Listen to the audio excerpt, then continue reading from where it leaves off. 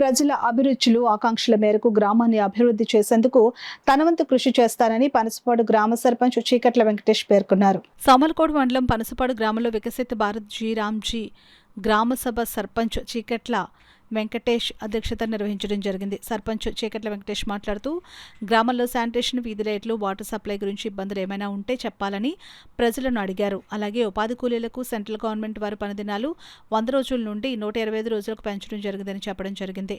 అలాగే రాష్ట్ర ప్రభుత్వం రాజముద్రతో ప్రవేశపెట్టిన కొత్త పాస్ పుస్తకాలు రైతులకు పంపిణీ చేయడం జరిగింది. సదరు కార్యక్రమంలో వార్డు మెంబర్లు, కూటమి నాయకులు, పంచాయతీ కార్యదర్శి, ఉపాధి హామీ అధికారులు, గ్రామ సచివాలయ సిబ్బంది మరియు గ్రామ ప్రజలు పాల్గొనడం. మన ఊర్లో ఎక్కువ వర్కులు లేక మన ఊర్లో పనిదినాలు సరిపోవడం లేదు.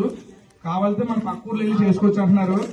అది కూడా మా ఇప్పుడు ఎన్ఆర్జీ స్టీమ్ ద్వారా కూడా చెప్పాం. వర్కులు ఎక్కువ వచ్చేలాగా మా గ్రామాలు కూడా ఎక్కువ పనులు ఉండేలాగా కూడా చేయాలని చెప్పాం.